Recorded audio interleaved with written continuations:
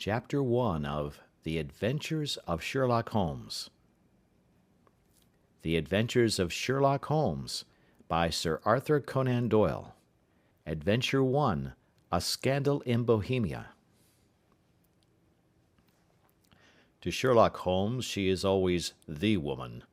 I have seldom heard him mention her under any other name. In his eyes she eclipses and predominates the whole of her sex. It was not that he felt any emotion akin to love for Irene Adler. All emotions, and that one particularly, were abhorrent to his cold, precise, but admirably balanced mind. He was, I take it, the most perfect reasoning and observing machine that the world has seen, but as a lover he would have placed himself in a false position. He never spoke of the softer passions, save with a gibe and a sneer. They were admirable things for the observer, excellent for drawing the veil from men's motives and actions. But for the trained reasoner to admit such intrusions into his own delicate and finely adjusted temperament was to introduce a distracting factor which might throw a doubt upon all his mental results. Grit in a sensitive instrument, or a crack in one of his own high-power lenses, would not be more disturbing than a strong emotion in a nature such as his. And yet there was but one woman to him, and that woman was the late Irene Adler, of dubious and questionable memory. I had seen little of Holmes lately. My marriage had drifted us away from each other. My own complete happiness, and the home-centered interests which rise up around the man who first finds himself master of his own establishment, was sufficient to absorb all my attention, while Holmes, who loathed every form of society with his whole Bohemian soul, remained in our lodgings in Baker Street, buried among his old books, and alternating from week to week between cocaine and ambition, the drowsiness of the drug, and the fierce energy of his own keen nature. He was still, as ever, deeply attracted by the study of crime, and occupied his immense faculties and extraordinary powers of observation in following out those clues and clearing up those mysteries which had been abandoned as hopeless by the official police. From time to time I heard some vague account of his doings, of his summons to Odessa in the case of the Trepoff murder, of his clearing up of the singular tragedy of the Atkinson brothers at Trincomalee, and finally of the mission which he had accomplished so delicately and successfully for the reigning family of Holland. Beyond these signs of his activity, however, which I merely shared with all the readers of the daily press, I knew little of my former friend and companion. One night, it was on the 20th of March, 1888, I was returning from a journey to a patient, for I had now returned to civil practice, when my way led me through Baker Street. As I passed the well-remembered door, which must always be associated in my mind with my wooing and with the dark incidents of the study in scarlet, I was seized with a keen desire to see Holmes again, and to know how he was employing his extraordinary powers. His rooms were brilliantly lit, and even as I looked up, I saw his tall, spare figure pass twice in a dark silhouette against the blind. He was pacing the room swiftly, eagerly, with his head sunk upon his chest and his hands clasped behind him. To me, who knew his every mood and habit, his attitude and manner told their own story. He was at work again. He had risen out of his drug-created dreams and was hot upon the scent of some new problem. I rang the bell, and was shown up to the chamber which had formerly been in part my own. His manner was not effusive, it seldom was, but he was glad, I think, to see me. With hardly a word spoken, but with a kindly eye, he waved me to an armchair, threw across his case of cigars, and indicated a spirit case and a gasogene in the corner. Then he stood before the fire and looked me over in his singular introspective fashion. "Wedlock suits you," he remarked. "I think, Watson, that you have put on 7½ pounds since I saw you." "7," I answered. "Indeed, I should have thought a little more. Just a trifle more, I fancy, Watson. and in practice again, I observe. You did not tell me that you intended to go into harness. Then how do you know? I see it, I deduce it. How do I know that you have been getting yourself very wet lately, and that you have a most clumsy and careless servant girl? My dear Holmes, said I, this is too much. You would certainly have been burned had you lived a few centuries ago. It is true that I had a country walk on Thursday and came home in a dreadful mess, but as I have changed my clothes, I can't imagine how you deduce it. As to Mary Jane, she is incorrigible, and my wife has given her notice, but there again, I fail to see how you work it out. He chuckled to himself and rubbed his long, nervous hands together. It is simplicity itself, said he. My eyes tell me that on the inside of your left shoe, just where the firelight strikes it, the leather is scored by 6 almost parallel cuts. Obviously, they have been caused by someone who has very carelessly scraped round the edges of the sole in order to remove crusted mud from it. Hence, you see, my double deduction that you have been out in vile weather, and that you had a particularly malignant boot-slitting specimen of the London slavey. As to your practice, if a gentleman walks into my rooms smelling of iodoform, with a black mark of nitrate of silver upon his right forefinger, and a bulge on the right side of his top hat, to show where he has secreted his stethoscope, I must be dull indeed, if I do not pronounce him to be an active member of the medical profession. I could not help laughing at the ease with which he explained his process of deduction. When I hear you give your reasons, I remarked, the thing always appears to me to be so ridiculously simple that I could easily do it myself, though at each successive instance of your reasoning I am baffled until you explain your process. And yet I believe that my eyes are as good as yours. Quite so, he answered, lighting a cigarette, and throwing himself down into an armchair. You see, but you do not observe. The distinction is clear. For example, you have frequently seen the steps which lead up from the hall to this room. Frequently. How often? Well, some hundreds of times. Then how many are there? How many? I don't know. Quite so. You have not observed, and yet you have seen. That is just my point. Now, I know that there are 17 steps, because I have both seen and observed. By the way, since you are interested in these little problems, and since you are good enough to chronicle one or two of my trifling experiences, you may be interested in this. He threw over a sheet of thick, pink-tinted notepaper which had been lying open upon the table. It came by the last post, said he. Read it aloud. The note was undated, and without either signature or address.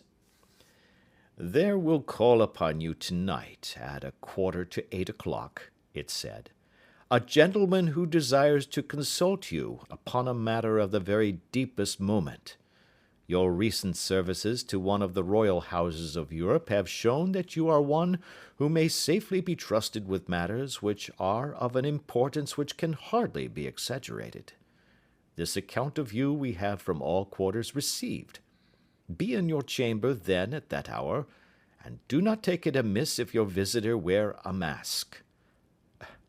This is indeed a mystery, I remarked. What do you imagine that it means? I have no data yet. It is a capital mistake to theorize before one has data. Insensibly one begins to twist facts to suit theories, instead of theories to suit facts. But the note itself, what do you deduce from it? I carefully examined the writing, and the paper upon which it was written. The man who wrote it was presumably well-to-do, I remarked, endeavouring to imitate my companion's processes. Such paper could not be bought under 1/2 crown a packet. It is peculiarly strong and stiff. Peculiar, that is the very word, said Holmes. It is not an English paper at all. Hold it up to the light." I did so, and saw a large E with a small g, a capital P, and a large capital G with a small t woven into the texture of the paper. "What do you make of that?" asked Holmes. "The name of the maker, no doubt, or his monogram, rather." "Not at all. The G with a small t stands for Gesellschaft, which is German for company. It is a customary contraction like our CO for company. P, of course, stands for Papier. Now for the EG. Let us glance at our Continental Gazetteer." He took down a heavy brown volume from his shelves. Iglonitz, here we are, Egria. It is in a German-speaking country, in Bohemia, not far from Carlsbad. Remarkable as being the scene of the death of Wallenstein, and for its numerous glass factories and paper mills. Ha ha, my boy, what do you make of that? His eyes sparkled, and he sent up a great blue triumphant cloud from his cigarette. "The paper was made in Bohemia," I said. "Precisely, and the man who wrote the note is a German. Do you note the peculiar construction of the sentence? 'This account of you we have from all quarters received'? A Frenchman or Russian could not have written that. It is the German who is so uncourteous to his verbs. It only remains, therefore, to discover what is wanted by this German who writes upon Bohemian paper and prefers wearing a mask to showing his face. And here he comes, if I am not mistaken, to resolve all our doubts." As he spoke, there was a sharp sound of horses' hoofs and grating wheels against the curb, followed by a sharp pull at the bell. Holmes whistled. "A pair, by the sound," said he. "Yes," he continued, glancing out of the window. "A nice little brougham and a pair of beauties. 150 guineas apiece. There's money in this case, Watson, if there is nothing else." "I think that I had better go, Holmes." "Not a bit, Doctor. Stay where you are. I am lost without my Boswell, and this promises to be interesting. It would be a pity to miss it." "But your client—" "Never mind him. I may want your help, and so may he. Here he comes. Sit down in that armchair, Doctor, and give us your best attention." A slow and heavy step, which had been heard upon the stairs and in the passage, paused immediately outside the door. Then there was a loud and authoritative tap. "Come in," said Holmes. A man entered who could hardly have been less than 6 feet 6 inches in height, with the chest and limbs of a Hercules. His dress was rich, with a richness which would, in England, be looked upon as akin to bad taste. Heavy bands of astrakhan were slashed across the sleeves and fronts of his double-breasted coat, while the deep blue cloak which was thrown over his shoulders was lined with flame-coloured silk, and secured at the neck with a brooch, which consisted of a single flaming beryl. Boots, which extended halfway up his calves, and which were trimmed at the tops with rich brown fur, completed the impression of barbaric opulence which was suggested by his whole appearance. He carried a broad-brimmed hat in his hand, while he wore across the upper part of his face, extending down past the cheekbones, a black vizard mask, which he had apparently adjusted that very moment, for his hand was still raised to it as he entered. From the lower part of the face he appeared to be a man of strong character, with a thick, hanging lip, and a long, straight chin suggestive of resolution pushed to the length of obstinacy. "You had my note?" he asked, with a deep, harsh voice and a strongly marked German accent. "I told you that I would call." He looked from one to the other of us, as if uncertain which to address. "Pray take a seat," said Holmes. "This is my friend and colleague, Dr. Watson, who is occasionally good enough to help me in my cases. Whom have I the honour to address?" "You may address me as the Count von Kramm, a Bohemian nobleman. I understand that this gentleman, your friend, is a man of honour and discretion. whom I may trust with a matter of the most extreme importance? If not, I should much prefer to communicate with you alone." I rose to go, but Holmes caught me by the wrist and pushed me back into my chair. "It is both or none," said he. "You may say before this gentleman anything which you may say to me." The Count shrugged his broad shoulders.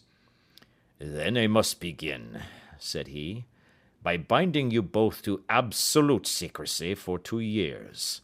At the end of that time, the matter will be of no importance. At present it is not too much to say that it is of such weight it may have an influence upon European history." "I promise," said Holmes. "And I." "You will excuse this mask," continued our strange visitor. "The august person who employs me wishes his agent to be unknown to you, and I may confess at once that the title by which I have just called myself is not exactly my own." "I was aware of it," said Holmes dryly. "The circumstances are of great delicacy, and every precaution has to be taken to quench what might grow to be an immense scandal and seriously compromise one of the reigning families of Europe. To speak plainly, the matter implicates the great house of Ormstein, hereditary kings of Bohemia." "I was also aware of that," murmured Holmes, settling himself down in his armchair and closing his eyes. Our visitor glanced with some apparent surprise at the languid, lounging figure of the man who had been no doubt depicted to him as the most incisive reasoner and most energetic agent in Europe. Holmes slowly reopened his eyes and looked impatiently at his gigantic client. "If your Majesty would condescend to state your case," he remarked, "I should be better able to advise you." The man sprang from his chair and paced up and down the room in uncontrollable agitation. Then, with a gesture of desperation, he tore the mask from his face and hurled it upon the ground. "You are right," he cried. "I am the king. Why should I attempt to conceal it?" "Why, indeed?" murmured Holmes. "Your Majesty had not spoken before I was aware that I was addressing Wilhelm Gottschalk Sigmunds von Ormstein, Grand Duke of Cassel-Felstein, and hereditary King of Bohemia." "But you can understand," said our strange visitor, sitting down once more and passing his hand over his high white forehead, "you can understand that I am not accustomed to doing such business in my own person. Yet the matter was so delicate that I could not confide it to an agent without putting myself in his power. I have come incognito from Prague for the purpose of consulting you." "Then pray consult," said Holmes, shutting his eyes once more. "The facts are briefly these. Some 5 years ago, during a lengthy visit to Warsaw, I made the acquaintance of the well-known adventuress Irene Adler. The name is no doubt familiar to you." "Kindly look her up in my index, Doctor," murmured Holmes without opening his eyes. For many years he had adopted a system of docketing all paragraphs concerning men and things, so that it was difficult to name a subject or a person on which he could not at once furnish information. In this case I found her biography sandwiched in between that of a Hebrew rabbi and that of a staff commander who had written a monograph upon the deep-sea fishes. "Let me see," said Holmes. Born in New Jersey in the year 1858. Contralto. La Scala. Prima donna Imperial Opera of Warsaw. Yes. Retired from operatic stage. Ha! Living in London. Quite so. Your Majesty, as I understand, became entangled with this young person, wrote her some compromising letters, and is now desirous of getting those letters back." "Precisely so. But how? Was there a secret marriage?" "None." "No legal papers or certificates?" "None." "Then I failed to follow your Majesty. If this young person should produce her letters for blackmailing or other purposes, how is she to prove their authenticity? There is the writing. Pooh, pooh, forgery. My private notepaper. Stolen. My own seal. Imitated. My photograph. Bought. We were both in the photograph. Oh, dear, that is very bad. Your Majesty has indeed committed an indiscretion. I was mad, insane. You have compromised yourself seriously. I was only crown prince then. I was young. I am but 30 now. It must be recovered. We have tried and failed. Your Majesty must pay. It must be bought. She will not sell. Stolen, then. 5 attempts have been made. Twice burglars in my pay ransacked her house. Once we diverted her luggage when she traveled. Twice she has been waylaid. There has been no result. No sign of it? Absolutely none. Holmes laughed. It is quite a pretty little problem, said he. But a very serious one to me, returned the king reproachfully. Very, indeed. And what does she propose to do with the photograph? To ruin me. But how? I am about to be married. So I have heard. To Clotilde Lothman von Saxe-Meiningen, second daughter of the King of Scandinavia. You may know the strict principles of her family. She is herself the very soul of delicacy. A shadow of a doubt as to my conduct would bring the matter to an end. And Irene Adler? Threatens to send them the photograph, and she will do it. I know that she will do it. You do not know her, but she has a soul of steel. She has the face of the most beautiful of women, and the mind of the most resolute of men. Rather than I should marry another woman, there are no lengths to which she would not go. None. You are sure that she has not sent it yet? I am sure. And why? Because she has said that she would send it on the day when the betrothal was publicly proclaimed. That will be next Monday. Oh, then we have 3 days yet, said Holmes with a yawn. That is very fortunate, as I have 1 or 2 matters of importance to look into just at present. Your Majesty will, of course, stay in London for the present? Certainly. You will find me at the Langham under the name of the Count von Kram. Then I shall drop you a line to let you know how we progress. Pray do so. I shall be all anxiety. Then, as to money? You have carte blanche. Absolutely. I tell you that I would give 1 of the provinces of my kingdom to have that photograph. And for present expenses?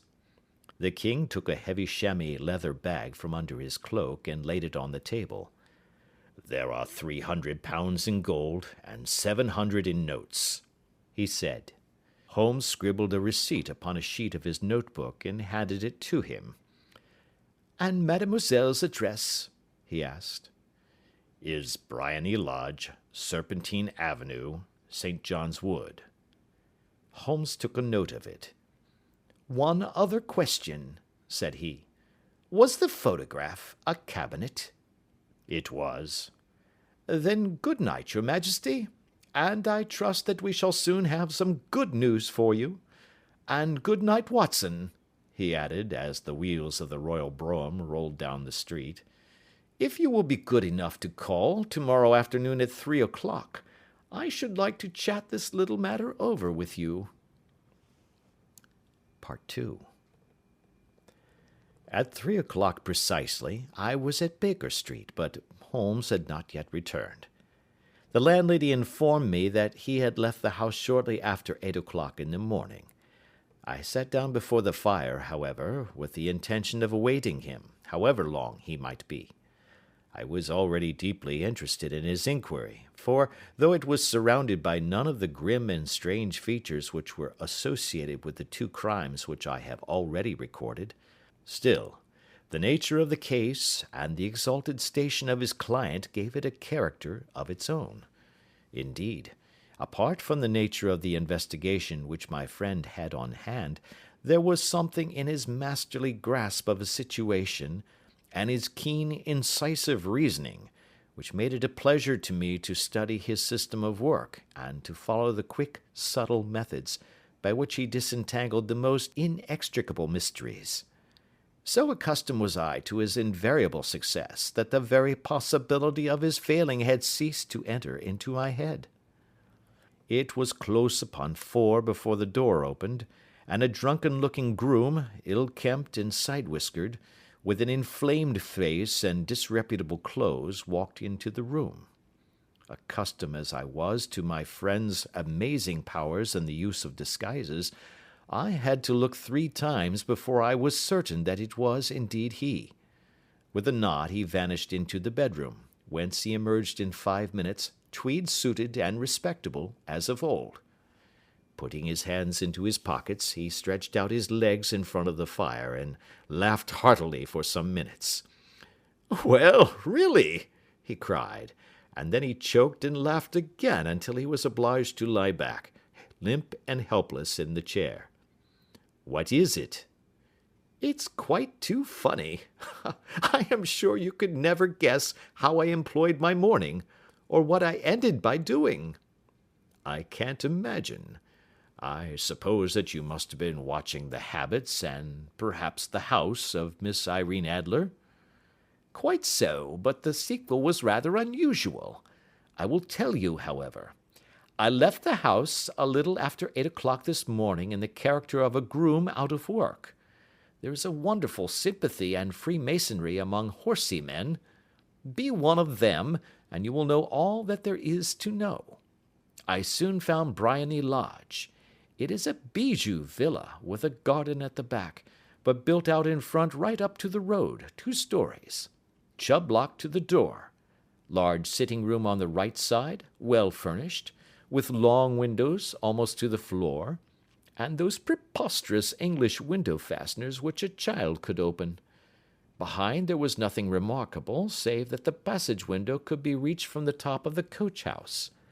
I walked round it, and examined it closely from every point of view, but without noting anything of interest. I then lounged down the street and found, as I expected, that there was a mews in a lane which runs down by one wall of the garden. I lent the ostlers a hand in rubbing down their horses, and received in exchange 2d, a glass of half and half, 2 fills of shag tobacco, and as much information as I could desire about Miss Adler, to say nothing of half a dozen other people in the neighbourhood, in whom I was not in the least interested, but whose biographies I was compelled to listen to. "And what of Irene Adler?" I asked. "Oh, she has turned all the men's head down in that part. She is the daintiest thing under a bonnet on this planet. So say the Serpentine Mews to a man. She lives quietly, sings at concerts, drives out at 5 every day, and returns at 7 sharp for dinner. Seldom goes out at other times except when she sings. Has only 1 male visitor, but a good deal of him. He is dark, handsome, and dashing, never calls less than once a day, and often twice. He is a Mr. Godfrey Norton, of the Inner Temple. See the advantages of a cabman as a confidant. They had driven him home a dozen times from Serpentine Mews, and knew all about him. When I had listened to all they had to tell, I began to walk up and down near Briony Lodge once more, and to think over my plan of campaign. This Godfrey Norton was evidently an important factor in the matter. He was a lawyer. That sounded ominous. What was the relation between them, and what the object of his repeated visits? Was she his client, his friend, or his mistress? If the former, she had probably transferred the photograph to his keeping. If the latter, it was less likely. On the issue of this question depended whether I should continue my work at Briony Lodge, or turn my attention to the gentlemen's chambers in the Temple. It was a delicate point, and it widened the field of my inquiry. I fear that I bore you with these details, but I have to let you see my little difficulties if you are to understand the situation. I am following you closely, I answered. I was still balancing the matter in my mind when a hansom cab drove up to Briony Lodge, and a gentleman sprang out. He was a remarkably handsome man, dark, aquiline, and moustached, evidently the man of whom I had heard. He appeared to be in a great hurry, shouted to the cabman to wait, and brushed past the maid who opened the door with the air of a man who was thoroughly at home. He was in the house about half an hour, and I could catch glimpses of him in the windows of the sitting-room, pacing up and down, talking excitedly, and waving his arms. Of her I could see nothing. Presently he emerged, looking even more flurried than before. As he stepped up to the cab, he pulled a gold watch from his pocket and looked at it earnestly. "Drive like the devil!" he shouted. "First to Gross and Hankey's in Regent Street, and then to the Church of St. Monica in the Edgware Road. Half a guinea if you do it in 20 minutes. Away they went, and I was just wondering whether I should not do well to follow them, when up the lane comes a neat little landau, the coachman with his coat only half buttoned, and his tie under his ear, while all the tags of his harness were sticking out of the buckles. It hadn't pulled up before she shot out of the hall door and into it.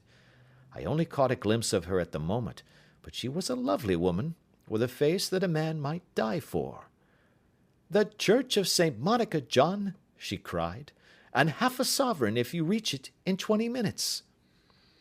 This was quite too good to lose, Watson. I was just balancing whether I should run for it, or whether I should perch behind her landau, when a cab came through the street. The driver looked twice at such a shabby fare, but I jumped in before he could object. "The Church of St. Monica," said I, "and half a sovereign if you reach it in 20 minutes. It was 25 minutes to 12, and of course it was clear enough what was in the wind. My cabby drove fast. I don't think I ever drove faster, but the others were there before us. The cab and the landau with their steaming horses were in front of the door when I arrived. I paid the man and hurried into the church. There was not a soul there save the two whom I had followed and a surpliced clergyman, who seemed to be expostulating with them. They were all three standing in a knot in front of the altar. I lounged up the side aisle like any other idler who has dropped into a church. Suddenly, to my surprise, the three at the altar faced round to me, and Godfrey Norton came running as hard as he could towards me. "Thank God!" he cried. "You'll do. Come, come." "What then?" I asked. "Come, man, come. Only 3 minutes, or it won't be legal." I was half dragged up to the altar, and before I knew where I was, I found myself mumbling responses which were whispered in my ear, and vouching for things of which I knew nothing, and generally assisting in the secure tying up of Irene Adler, spinster, to Godfrey Norton, bachelor. It was all done in an instant, and there was the gentleman thanking me on the one side, and the lady on the other, while the clergyman beamed on me in front. It was the most preposterous position in which I ever found myself in my life, and it was the thought of it that started me laughing just now. It seems that there had been some informality about their license, that the clergyman absolutely refused to marry them without a witness of some sort, and that my lucky appearance saved the bridegroom from having to sally out into the streets in search of a best man. The bride gave me a sovereign, and I mean to wear it on my watch chain in memory of the occasion. "This is a very unexpected turn of affairs," said I. "And what then?" "Well, I found my plans very seriously menaced. It looked as if the pair might take an immediate departure, and so necessitate very prompt and energetic measures on my part. At the church door, however, they separated, he driving back to the Temple, and she to her own house. "I shall drive out in the park at 5 as usual," she said as she left him. I heard no more. They drove away in different directions, and I went off to make my own arrangements. "Which are?" "Some cold beef and a glass of beer," he answered, ringing the bell. "I have been too busy to think of food, and I am likely to be busier still this evening. By the way, Doctor, I shall want your cooperation." "I shall be delighted." "You don't mind breaking the law?" "Not in the least." "Nor running a chance of arrest?" "Not in a good cause." "Oh, the cause is excellent." "Then I am your man." "I was sure that I might rely on you." "But what is it you wish?" "When Mrs. Turner has brought in the tray I will make it clear to you. Now," he said, as he turned hungrily on the simple fare that our landlady had provided, "I must not discuss it while I eat, for I have not much time. It is nearly 5 now. In 2 hours we must be on the scene of action. Miss Irene, or Madame rather, returns from her drive at 7. We must be at Briony Lodge to meet her." "And what then?" "You must leave that to me. I have already arranged what is to occur. There is only one point on which I must insist. You must not interfere, come what may. You understand?" "I am to be neutral?" "To do nothing whatever. There will probably be some small unpleasantness. Do not join in it. It will end in my being conveyed into the house. 4 or 5 minutes afterwards the sitting-room window will open. You are to station yourself close to that open window." "Yes." "You are to watch me, for I will be visible to you." "Yes." "And when I raise my hand, so, you will throw into the room what I give you to throw, and will, at the same time, raise the cry of fire. You quite follow me?" "Entirely." "It is nothing very formidable," he said, taking a long cigar-shaped roll from his pocket. "It is an ordinary plumber's smoke rocket, fitted with a cap at either end to make it self-lighting. Your task is confined to that. When you raise your cry of fire, it will be taken up by quite a number of people. You may then walk to the end of the street, and I will rejoin you in 10 minutes. I hope that I have made myself clear?" "I am to remain neutral, to get near the window, to watch you, and at the signal to throw in this object, then to raise the cry of fire, and to wait you at the corner of the street." "Precisely." "Then you may entirely rely on me." "That is excellent. I think perhaps it is almost time that I prepare for the new role I have to play." He disappeared into his bedroom, and returned in a few minutes in the character of an amiable and simple-minded nonconformist clergyman. His broad black hat, his baggy trousers, his white tie, his sympathetic smile, and general look of peering and benevolent curiosity were such as Mr. John Hare alone could have equalled. It was not merely that Holmes changed his costume. His expression, his manner, his very soul seemed to vary with every fresh part that he assumed. The stage lost a fine actor, even as science lost an acute reasoner when he became a specialist in crime. It was 6:15 when we left Baker Street, and it still wanted 10 minutes to the hour when we found ourselves in Serpentine Avenue. It was already dusk, and the lamps were just being lighted as we paced up and down in front of Briony Lodge, waiting for the coming of its occupant. The house was just such as I had pictured it from Sherlock Holmes's succinct description, but the locality appeared to be less private than I expected. On the contrary, for a small street in a quiet neighbourhood, it was remarkably animated.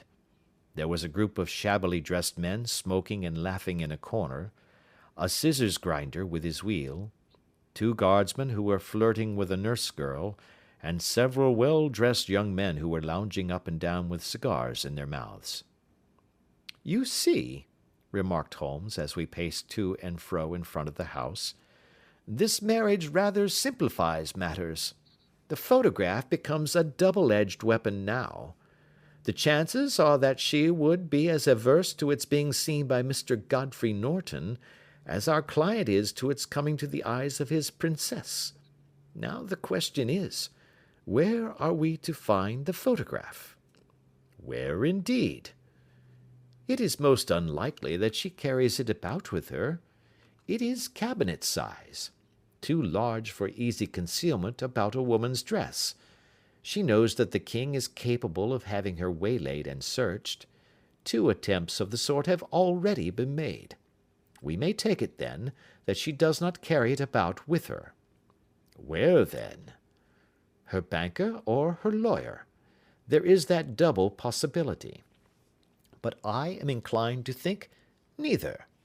Women are naturally secretive, and they like to do their own secreting. Why should she hand it over to anyone else? She could trust her own guardianship, but she could not tell what indirect or political influence might be brought to bear upon a businessman. Besides, remember that she had resolved to use it within a few days. It must be where she can lay her hands upon it. It must be in her own house. But it has twice been burgled. Pshaw! They did not know how to look. But how will you look? I will not look. What then? I will get her to show me. But she will refuse. She will not be able to. But I hear the rumble of wheels. It is her carriage. Now, carry out my orders to the letter.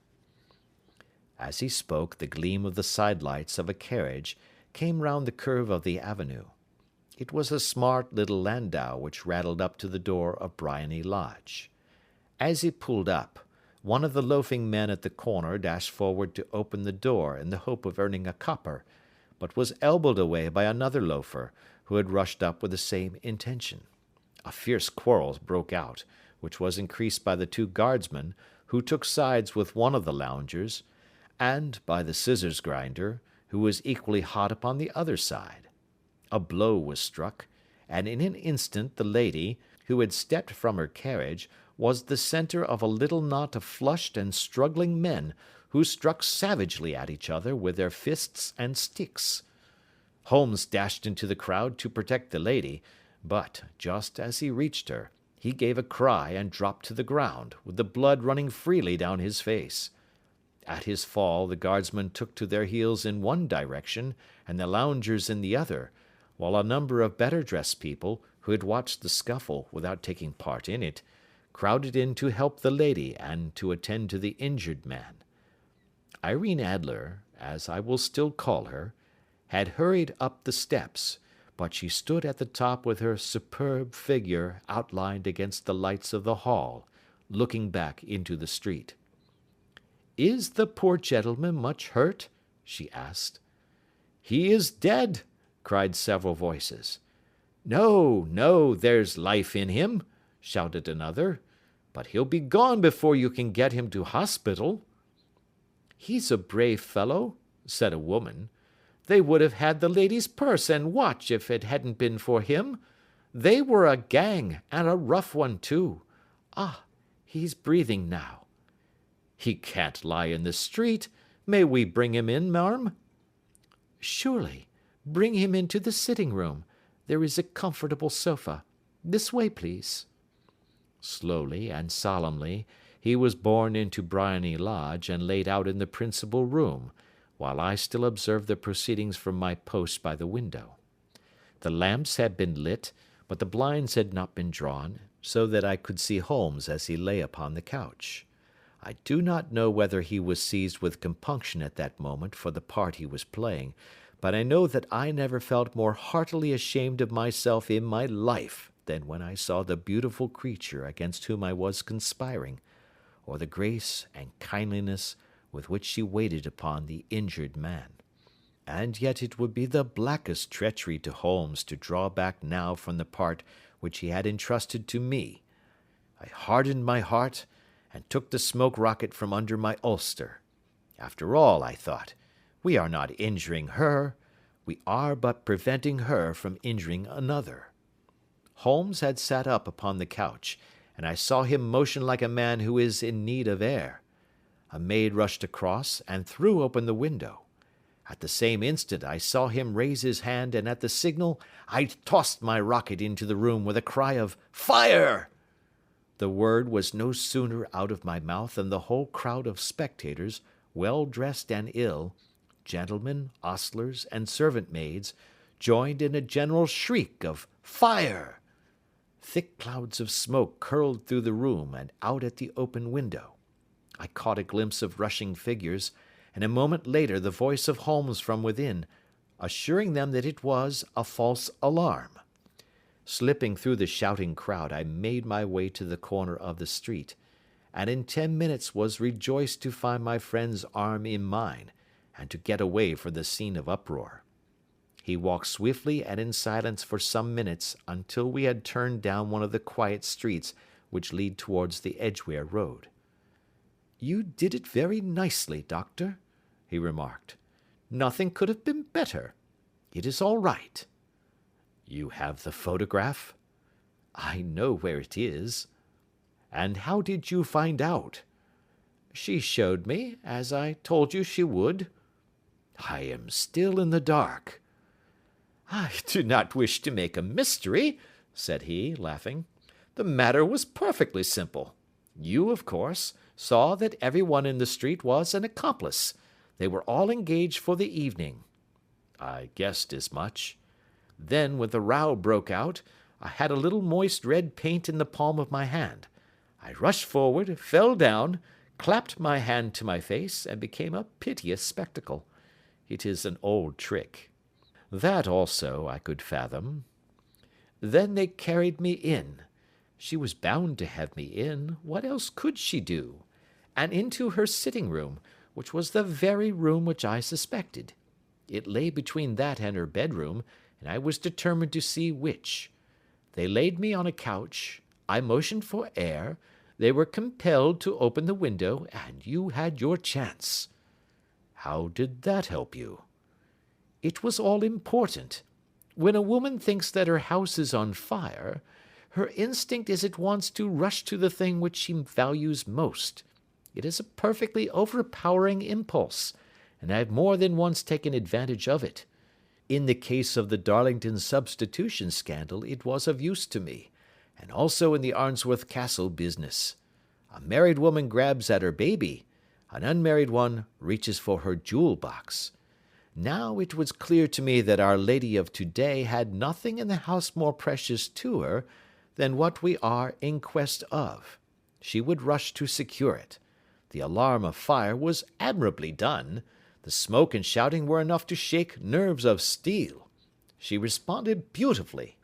The photograph is in a recess behind a sliding panel just above the right bell-pull. She was there in an instant, and I caught a glimpse of it as she half drew it out.